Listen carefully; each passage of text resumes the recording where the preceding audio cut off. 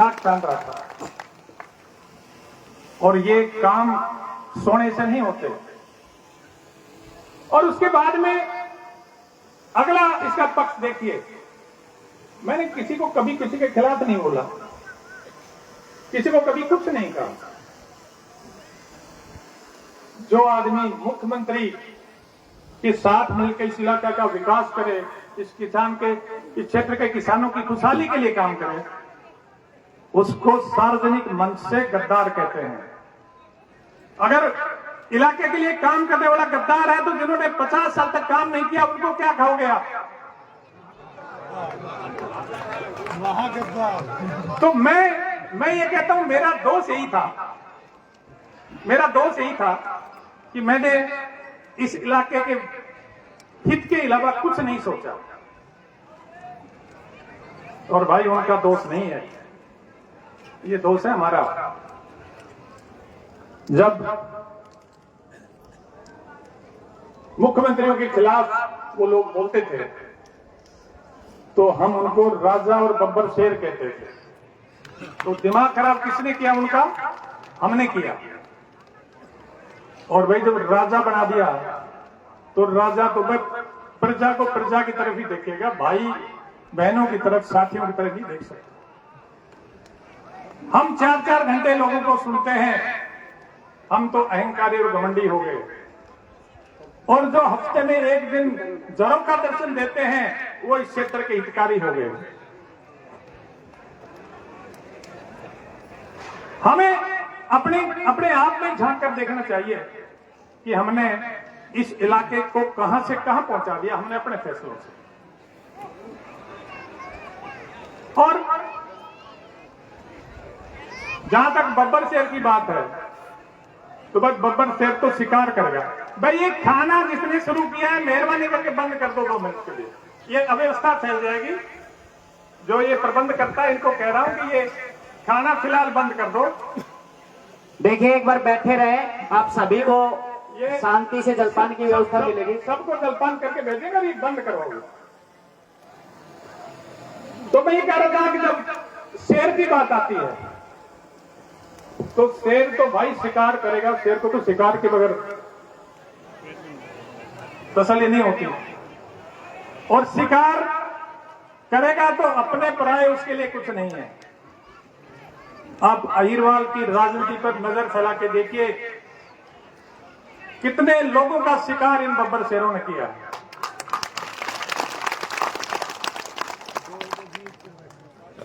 मैं आपको सिर्फ एक बात समझाना चाहता हूं, क्षेत्र के भविष्य के बारे में मैं बात कर रहा हूं, नवयुवकों के भविष्य की बात कर रहा हूं। भाई अगर इस क्षेत्र में ये शर्त लग गई राजनीति में कि भी केवल एक परिवार की खुशामद की जो करेगा वही राजनीति में जिंदा रहेगा, तो आप ये बताओ उस क्षेत्र की राजनीति को आप कहां ले जाओगे, किस तरह ले जाओगे? जब उनसे उपलब्धियों के बारे में बात पूछी जाए तो उनके जो टेरिये हैं सोशल मीडिया पे, वो कहते हैं कि 5 बार एमपी, 3 बार एमएलए, मंत्री, ये वो। भाई हम मानते हैं कि मंत्री एमएलए रहे हैं, पर भाई ये तो बताओ कि इतने साल में आपको 50 साल से जिताते आ रहे हो, सारे पद मिले हैं, आपने इलाके के लिए गिनाने के लिए तो बताओ कि मैंने ये किया है। केवल जो व्यक्ति थोड़ा सा चर्चा होने लग जाए किसी की, मैंने काम किया, मेरे प्रति लोगों का झुकाव हुआ, लोग चर्चा करने लगे, और जब चर्चा करते ही, और शेर को तो भूख लगाई गई। तो मैं केवल आपको ये समझा रहा हूं कि इस इलाके की राजनीति के बारे में देखो, सोचो। एक सामान्य परिवार का आदमी संघर्ष करके इलाके के लिए कुछ करने की कल्पना के साथ मैदान में आता है, और उसको सिर्फ इसलिए रास्ते से हटा दिया जाता है कि उनकी आने वाली विरासत के रास्ते में रोड़ा हो सकता है। तो ये कब तक चलेगा, कौन सुनता रहेगा? और भाई मुख्यमंत्री के सपने लेते हैं बनने के, मुख्यमंत्री हमेशा पार्टी हाईकमान बढ़ाती है। पार्टी की कुछ मर्यादाएं होती हैं, उन मर्यादाओं के भीतर रह के ही पार्टी का नेतृत्व कुछ लोगों का चयन करता है कि किसको क्या बनना है। आप पार्टी की विधायक दल की मीटिंग में अपने विधायकों को पार्टी के फैसले के खिलाफत करने के लिए खड़ा कर दो। आप पार्टी के मुख्यमंत्री के खिलाफ अपने विधायकों से प्रेस कॉन्फ्रेंस करवाने लग जाओ। आप हर मुख्यमंत्री से स्टेज पे बिगाड़ रखो। और अब तो हद होगी। कल परसों सोशल मीडिया पे एक लड़के ने वीडियो डाल रखा था, उसमें एक जगह वो कहता है कि एक हाउस का नाम लेता है कि वो हाउस तो नर्सरी है नेताओं की। मुझे हंसी आई। मैंने कहा नर्सरी तो ठीक है, मान लेते हैं, क्योंकि टिकटें बांटते हैं तो नर्सरी तो कहा जा सकता है, लेकिन नर्सरी एक तो होती है पौधों की। तो पौधों की नर्सरी में तो पौधे लगाते हैं, पेड़ बड़ा करते हैं, उनका फल लगता है, उसके फल खाते हैं, उसकी छाया में बैठते हैं। लेकिन एक दूसरी नर्सरी मुर्गों की भी होती है। तो ये जनता बताएगी कि नर्सरी कौन सी चला रहे हैं। मेरी तो समझ में आया है। फिर इनकी हिम्मत देखो, कहता है कि पार्टियों को सीधा वोट देने के लिए, नाम लेता है बाकायदा भाजपा पार्टी का, कि पार्टियों को सीधा वोट देने का एहसान नहीं होता, उस फला नेता के माध्यम से वोट दो ताकि उसका एहसान होगा। अरे मेरे भाई, 21वीं सदी में हम चल रहे हैं। अगर 21वीं सदी का प्रजातंत्र भी व्यक्तियों को वोटों का ठेकेदार बना देगा तो ये प्रजातंत्र हमारे देश का कहां विकसित हो पाएगा, ये देश कहां जाएगा। तो भाइयों, मैं आपको, विशेषकर नौजवान साथियों को मैं ये कहता हूं कि आप इस पर विचार कीजिए कि क्या इस क्षेत्र में की राजनीति को एक घर की जेब में डाल के बंद कर दिया जाना उचित है। क्या कोई क्षेत्र का नवयुवक जो राजनीति की इच्छा रखता है अपनी इच्छा से अपने काम से ऊपर नहीं जा सकता? क्या कोई काम करने वाला आदमी राजनीति में जिंदा नहीं रह सकता? और वे जहां तक नांगल चौधरी की चुनाव की हार की बात है, मुझे चुनाव का दुख नहीं है। चुनाव के दौरान जो जुमले घड़े गए, उन जुमलों की तकलीफ है मुझे। 3 बातें कही गई। पहला तो एक शुरू में तो एक जुमला छोड़ा, ये तो गुजरों का हो गया, गुजरों में रहता है। अहिरों के गांव में प्रचार किया गया। मैं उनसे पूछता हूं कि विकास जब कोई आदमी करवाता है कि विधायक की जिम्मेवारी होती है, वो विधायक किसी एक जाति के लिए काम करने के लिए आता है या सारे समाज के लिए काम करने के लिए आता है? अगर मैंने सब जगह, मैं ये कभी नहीं कहता कि मैंने किसी समाज में ज्यादा किया है, कम किया है, लेकिन मैंने हर गांव में, मैंने अगर पानी के स्टोरेज टैंक अगर मैंने बुंगारगांव में बढ़ाया है तो सरोज बाली में भी बढ़ाया है। मैंने अगर नाड़ धनवास में बढ़ाया है तो बहुत बड़ावा में बढ़ाया है। मैंने अगर धानोता में बढ़ाया है तो बसीरपुर में बढ़ाया है। मैं हर सब गांवों को, अगर मैं इधर अलीपुर में बढ़ाया है तो निजामपुर में, छीलों में बढ़ाया है। मैं हर गांव को साथ लेके चलता हूं और मैं समझता हूं कि अगर मेरा जैसा पढ़ा लिखा आदमी अगर केवल जातिवाद में फंस कर रहेगा तो इस देश में बाकी लोग कहां क्या करेंगे। और भाई, चाहे वोट ना दिए हों बुजुर्गों ने, सामाजिक दबाव होता है, कई बार हालात हो जाती है, लेकिन कई गांवों में बहुत अच्छे वोट भी आए हैं। नाड़ में 1000 से ऊपर वोट आए हैं, धनवास में 1100 से ऊपर वोट आए हैं, मतलब मारौली में वोट अच्छे आए हैं, नारणी में अच्छे वोट आए हैं, कई गांवों में अच्छे वोट आए हैं। और भाई, वोट तो जो है ना, मैं वोट तो सब कुछ होने के बाद में सारी पार्टियां, सारे नेता, नांगल चौधरी एक ऐसा हल्का था जिसमें सारी विपक्षी पार्टियों के नेता एक गाड़ी में चलते थे। बताओ इसमें कोई झूठ है? बताओ, चाहे कांग्रेस के हो, दूसरी पार्टियों के हो। और नांगल चौधरी एक ऐसा हलका है जहां 3 बड़े नेता पार्टी के अंदर से पार्टी के विरोध में काम कर रहे थे। तो किसी को दोष क्यों देते हैं? और फिर भी आप लोग 14वें राउंड तक जीते हो,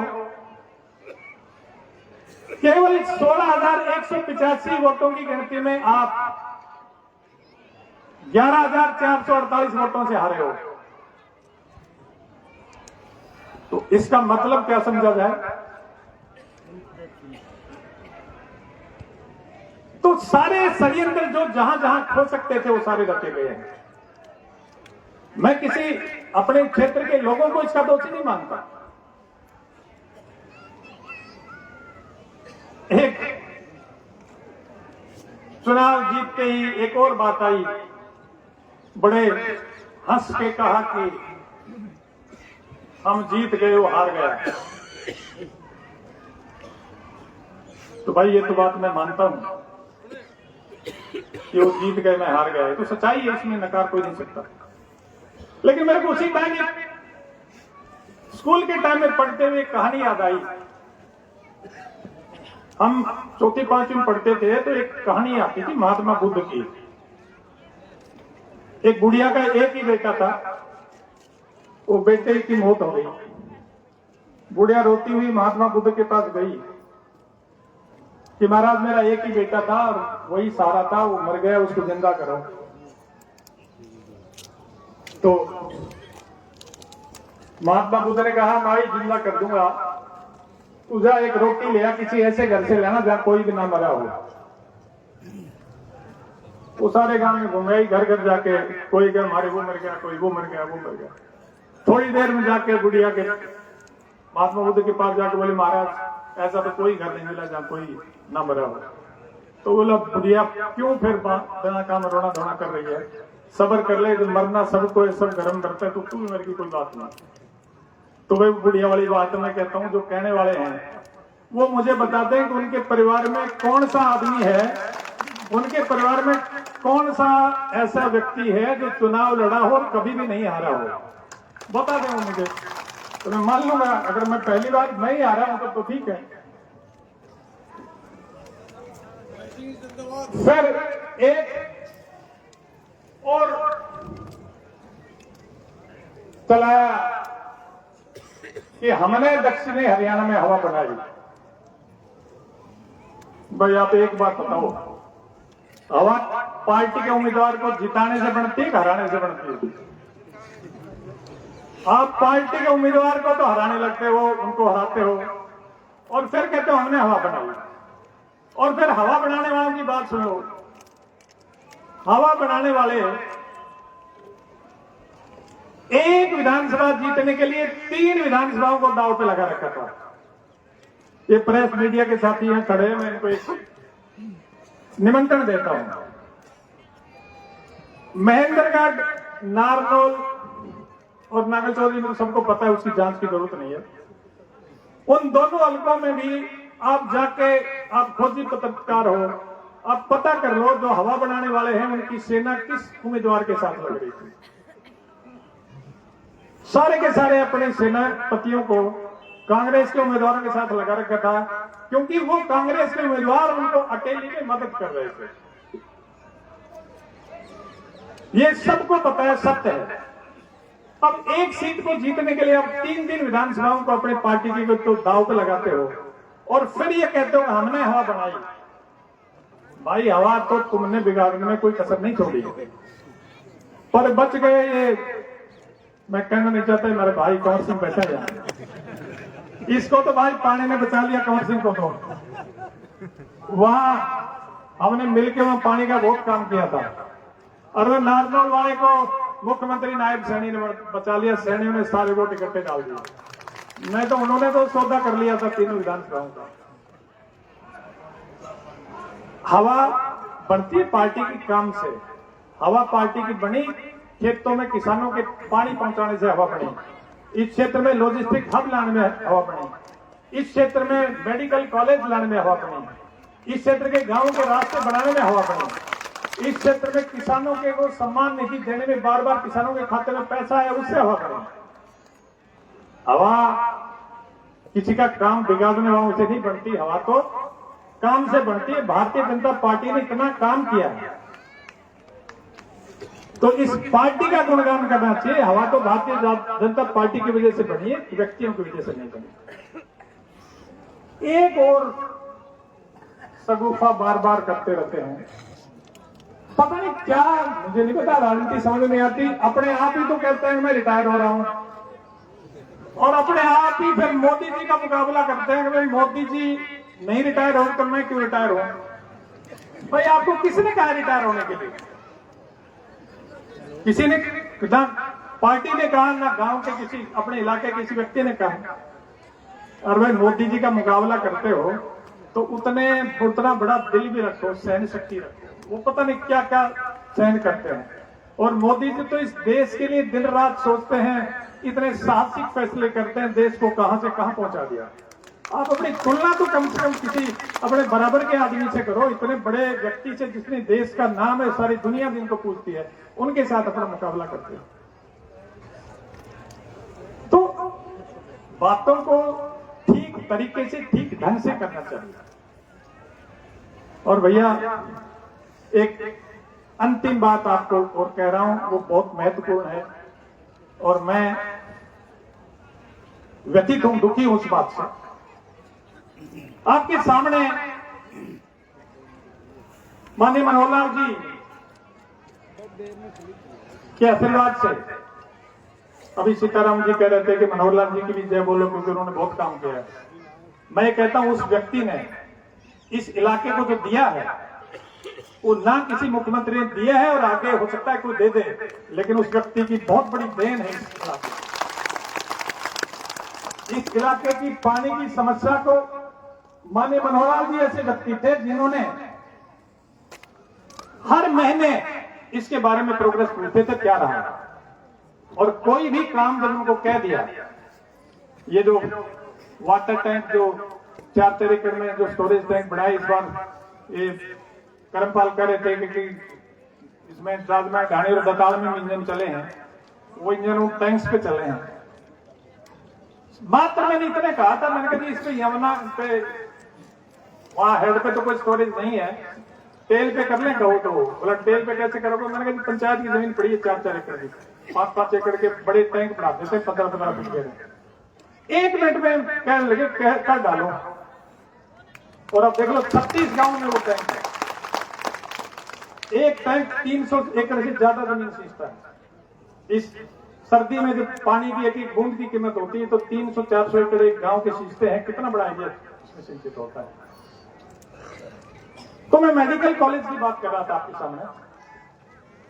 आपसे सबसे मेरा एक तो ये निवेदन है, नौजवान और ये जो यहां जितने हमारे साथी बुजुर्ग बैठे हैं और माताएं बहनें बैठे हैं, आप उस कॉलेज को एक बार अंदर घुस के देख के जरूर उस भवन को, आपको तब असली मायनों में पता लगेगा कि भारतीय जनता पार्टी की सरकार ने इस जिले को कितना बड़ा संस्थान दिया है। उसके अंदर जब घुस के देखोगे ना तो ऐसा लगेगा किसी विदेशी अस्पताल के अंदर घूम रहे हो। तो मेरा सबसे निवेदन है एक बार जाके तुम देखो। मैं गया था एक दिन गया था उस अस्पताल में, 2 घंटे लगा के आया। मैं उस भवन को देख के रोमांचित हो गया। मैं कहा बहुत अच्छी सुंदर चीज बनाई है, लेकिन भाइयों बहनों उस दिन शाम तक मेरे चेहरे की उदासी नहीं गई। वो अस्पताल इस तरह से खड़खड़ा रहा है, ना डॉक्टर हैं, ना मरीज हैं, ना सुविधाएं हैं, और बहुत कीमती मशीनरी वहां लगी हुई है, मशीनरी बेकार पड़ी है। मैं आपको एक बात के लिए आपसे निवेदन करूंगा, वो कॉलेज राजनीति के भेंट चढ़ने जा रहा है।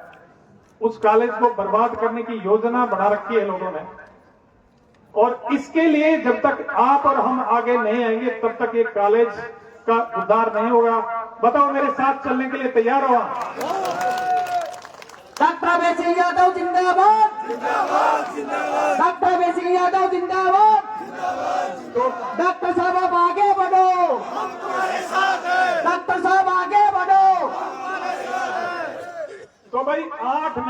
उस कॉलेज की ओपीडी शुरू हुए। खांसी जुकाम से ज्यादा इलाज वहां नहीं हो रहा, और मरीजों को अभी भी नारनौल अस्पताल से जयपुर रोहतक दूसरे अस्पतालों में रेफर कर रहे हैं। हमने जब वो कॉलेज बनाया तो इस क्षेत्र की जनता से वायदा किया था, माननीय मनोहर लाल जी जब इसका पत्थर रखने आए तो ये घोषणा हुई थी कि कॉलेज बनने के बाद में आपको दिल्ली, जयपुर और दूसरे जगह तक नहीं जाना पड़ेगा। और ये क्षेत्र की जनता उसी उम्मीद में इस कॉलेज की तरफ देख रही है। पर भाई, मुझे पता है कि जिस तरह के फैसले उस कॉलेज के बारे में लिए जा रहे हैं, मैं तो माननीय मुख्यमंत्री जी से भी आग्रह करूंगा कि वो स्वयं समय है तो स्वयं निकल के, नहीं तो किसी सीनियर मिनिस्टर्स को भेज के इस कॉलेज की हालत दिखा लें एक बार। ये कॉलेज कितना सुंदर, सरकार ने 750 करोड़ रुपए लगा के इस बिल्डिंग को बनाया, और दक्षिणी हरियाणा में इस संस्था को विकसित होने की जरूरत है। देखिए, अगर रोहतक मेडिकल कॉलेज के आसपास के क्षेत्रों के मेडिकल कॉलेज है, उसमें अगर सुविधाएं कम भी हो तो Rohtak medical college PGI Rohtak से उसकी पूर्ति हो जाती है। हमारे यहाँ तो दक्षिणी हरियाणा तो बहुत सुविधाओं के अभाव में हमारे आधे पेशेंट जयपुर में कोई सांगटेड़ा के पास बढ़ता है, कोई कोटपुतली के पास दम तोड़ लेता है, 2 मिनट बैठो, कोई वहां आमेर के साथ 2 मिनट लूंगा, सिर्फ 2 मिनट बैठो, 2 मिनट बैठ जाओ, 2 मिनट हो गए। बैठो। तो मैं कह रहा हूं कि हमें, मैं आज यहां से एक ऐलान कर रहा हूं कि 6 महीने और दे रहे हैं इस कॉलेज को, या तो 6 महीने में सुधार लें, नहीं 6 महीने बाद में उन्होंने हमें आंदोलन का रास्ता बता दिया है, उसी रास्ते पे हम भी उस कॉलेज के, इतनी इस कॉलेज को बचाने के लिए आंदोलन करेंगे। और आप डॉक्टर साहब आप आगे बढ़ो, और डॉक्टर साहब आगे बढ़ो। और मैं उनको एक बात स्पष्ट कर देना चाहता हूं, ये धरना 20-25 आदमियों वाला नहीं होगा। जब हम आंदोलन करेंगे तो हजारों की संख्या में आंदोलन इसके लिए लोग आएंगे। और हम अपनी सरकार है, अपनी सरकार के रहते हुए हम इस तरह का कदम उठाना चाहते नहीं, लेकिन जिस तरह की राजनीति उस कॉलेज के साथ हो रही है उसको देखकर मजबूर हैं। और मैं ज्यादा दिन तक चुप्पी साधे नहीं रह सकता, क्योंकि इस कॉलेज को अगर अपनी एक दूसरे के पीछे छुप के उस कॉलेज को बर्बाद कर लिया तो हमारा इलाका हमें कभी माफ नहीं करेगा। और भाइयों, मुझे और कुछ नहीं चाहिए, आप लोगों ने मुझे प्यार जितना दिया है, मैं जहां भी नांगल चौधरी हल्के के बाहर भी जाता हूं, 3-4 हल्कों में, कभी राजस्थान की बहरोड तहसील, खेतड़ी तहसील, जो लोग मुझे नहीं भी जानते वो भी नाम सुनते बड़े प्यार से मेरे को सम्मान देते हैं, बड़ा प्यार करते हैं। आप लोगों ने बहुत प्यार दिया, और हमेशा जब भी मैंने बुलाया तो मुझे याद है दोड़ा हिर की वो रैली, एक बुजुर्ग रैली के बाद में मैं किसी ने चाय के लिए मेरे को कह दिया कि आओ डॉक्टर साहब चाय पिलाता हूँ, बैठ गए तो बुजुर्ग बैठे थे। तो बुजुर्ग रैली के बारे में हम बात कर रहे थे, दूर बैठा सुन रहा था, तो कहने लगा, अरे सुनो रे, मैं 85 साल का हो गया, मैंने इस मैदान को कभी भरा हुआ नहीं देखा है, बहुत बड़े बड़े नेताओं की रैली देखी थी। और बोला आज तो इस अभेसक ने इस मैदान को उजला दिया। वो सब आप लोगों का सहयोग था, आपका प्यार था। मुझे कोई आपसे भेंट नहीं चाहिए, कोई उपहार नहीं चाहिए। मैं तो कहता हूं आप अपना प्यार मेरे साथ बनाए रखो, और जो ये सपने ले रहे हैं, योजना बना रहे हैं कि अभय सिंह की राजनीति खत्म कर दोगे, मैं कहता हूं जब तक मेरे क्षेत्र के लोगों के दिल में मेरा प्यार है ना, जब तक मेरा वो बाल बांका नहीं कर सकते। डॉक्टर अभय सिंह जिंदाबाद, डॉक्टर अभय सिंह जिंदाबाद। आप लोग बड़े प्यार से, बड़े ध्यान से आप आए, इतना स्वागत किया और इतनी देर बैठे, आपने बड़ी बहुत पेशेंटली, सहनशीलता से मेरे को सुना है। सभी माताओं बहनों का, सभी बुजुर्गों को, नौजवान साथियों का, बुनार का गांव के सभी निवासियों का तहे दिल से धन्यवाद करता हूं। और आपको नया साल प्रारंभ हो गया है, नए साल की संक्रांति आने वाली है, नए साल और संक्रांति की बहुत बहुत बधाई देता हूं। धन्यवाद, बहुत बहुत धन्यवाद। आप सभी साथियों के लिए जलपान की व्यवस्था की गई है।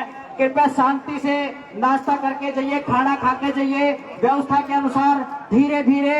आप सभी से निवेदन है, कृपया जलपान अवश्य करके जाएं। इस गांव भुंगारका में पहुंचे जितने भी आसपास के मेहमान हैं, आप सभी का हार्दिक धन्यवाद है, स्वागत है, अभिनंदन है। बहुत अच्छा सुंदर सुदृढ़ कार्यक्रम पूरे गांव भुंगारका की तरफ से जो मान सम्मान किया गया है, उसके लिए पूरे गांव भुंगारका का, इस सारी गांव बस्ती का बहुत बहुत धन्यवाद है, हार्दिक आभार है, अभिनंदन है।